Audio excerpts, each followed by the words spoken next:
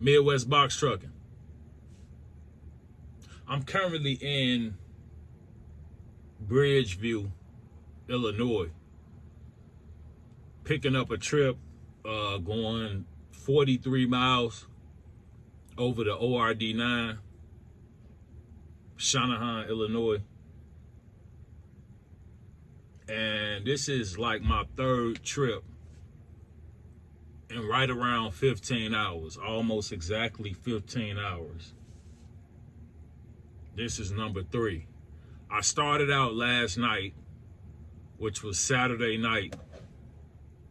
I picked up in Monee, Illinois at 9:40 p.m. And I ran that 73 miles over to Waukegan, Illinois. And for those 73 miles, it was $365 total. And I think that was like almost $6 a mile, something like that. 5 something. I don't know the exact rate. But yeah, I took that over to Waukegan. And when I got there, I was pretty tired. So I decided I was gonna lay it down for the night. And yeah, I went to sleep. So around 5 a.m., I woke up and I could barely see. Like, I'm trying to get my vision together. I'm just waking up. And when I open the phone, I see a Kenosha to Palatine, which was 44 miles for $324. And I think that's around 7 something a mile.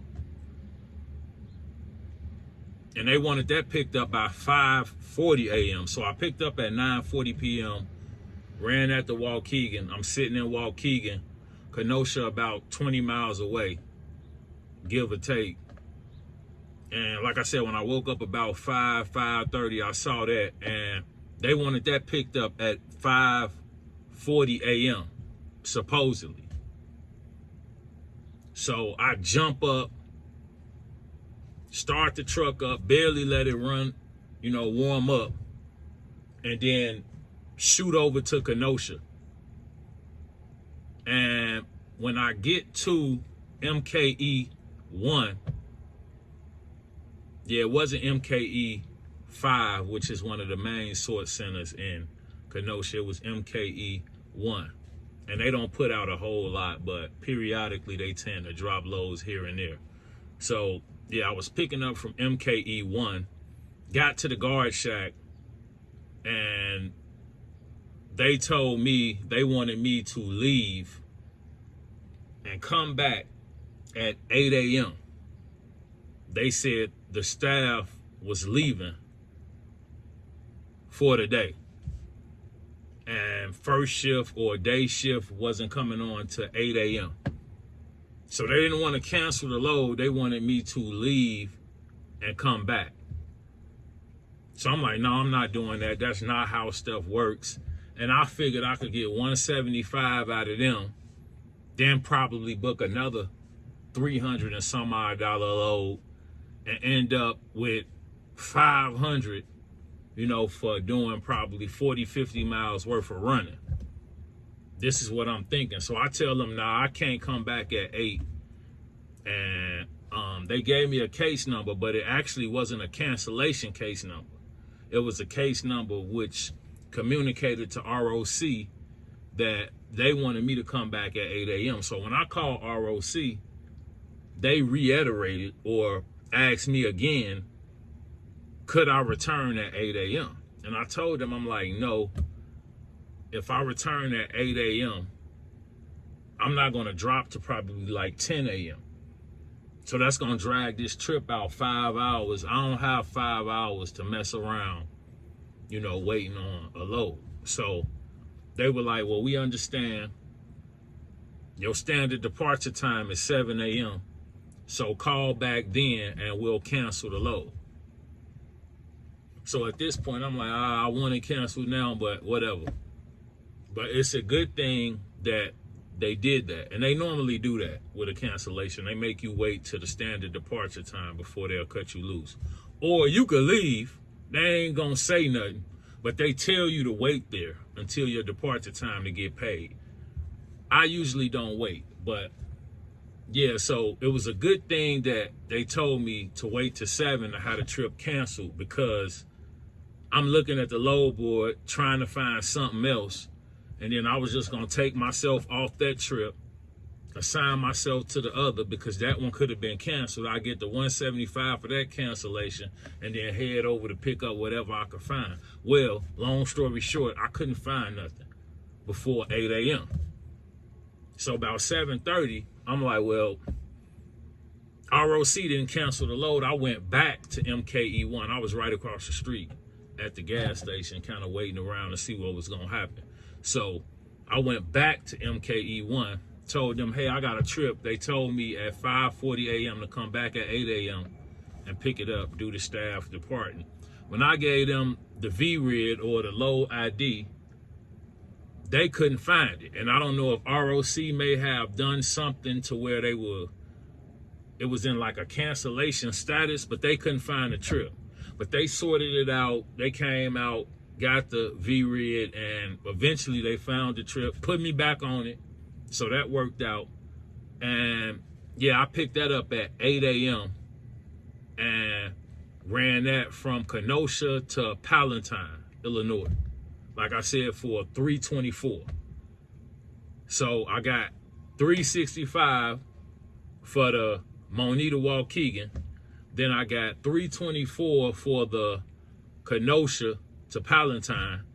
And when I'm leaving Palatine, I'm back on the board. I got my truck posted, which that's something that I would advise you guys to always do. If you know you headed in a direction, go ahead and post your truck for around the time you'll be there, or maybe an hour after. That way they don't assign something right when you pulling up.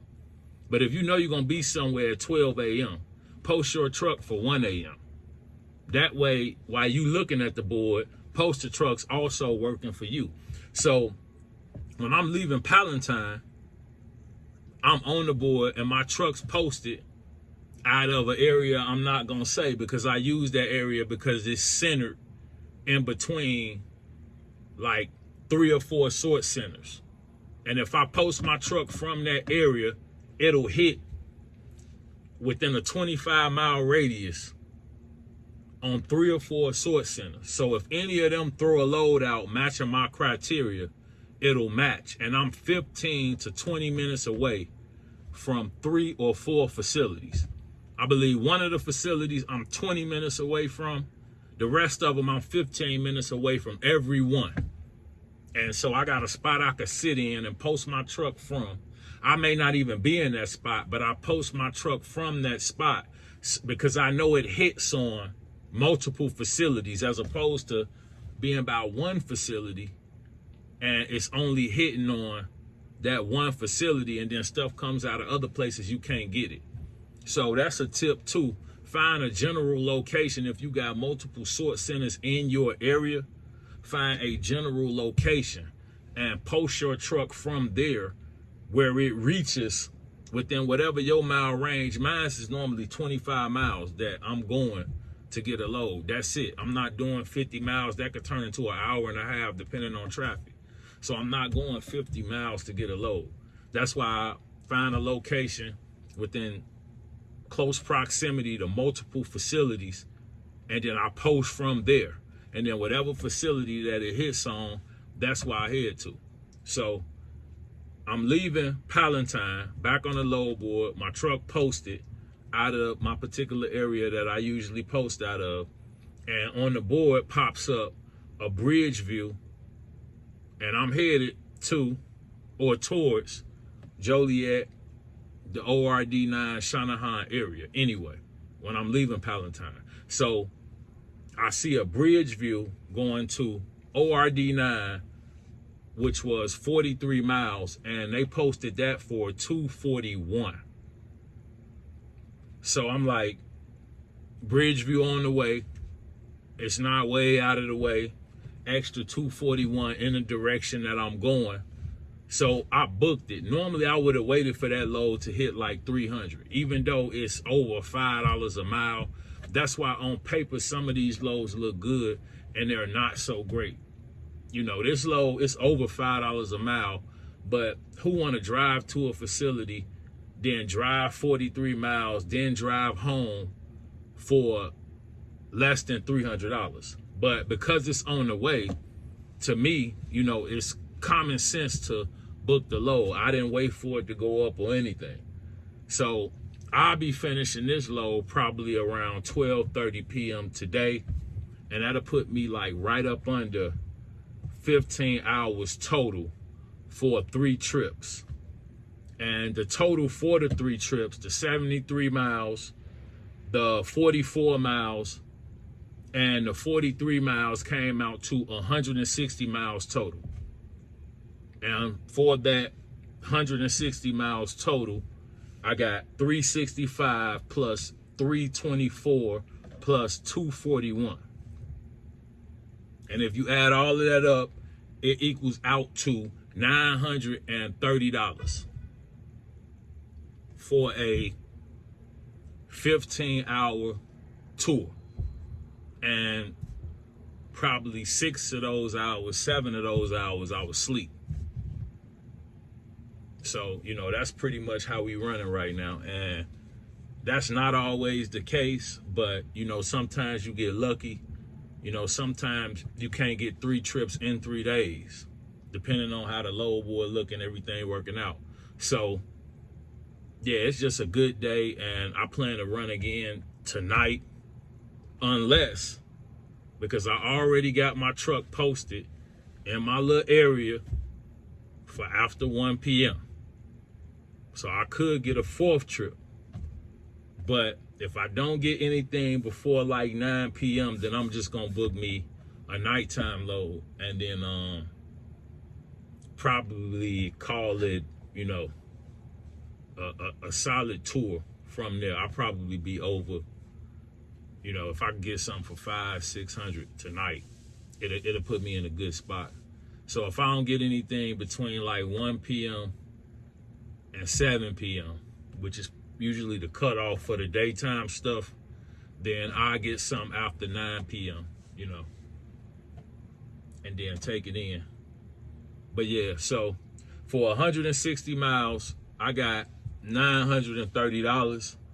And then I just want to be completely transparent with you guys. You guys know I like to keep it, you know, all the way 100 with you. So pretty much my deadhead between Waukegan and Kenosha was probably like 20 miles. And my deadhead between Palatine and Bridgeview was probably like 20 miles. So total, I did 200 miles, 160 loaded, and then 40 deadhead for $930. And it took me about, we're gonna say a total of about 15 hours when I'm done. I'm about to go in and get this now.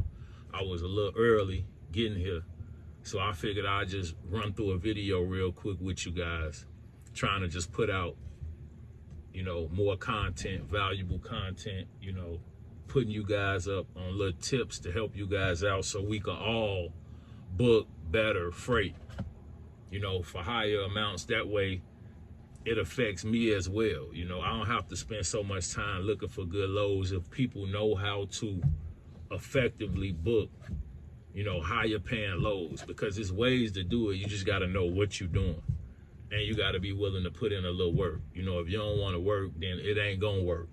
So that's how that goes. But yeah, I'm gonna get in here and pretty much get loaded up, run this over, and then do what I gotta do a little later on. But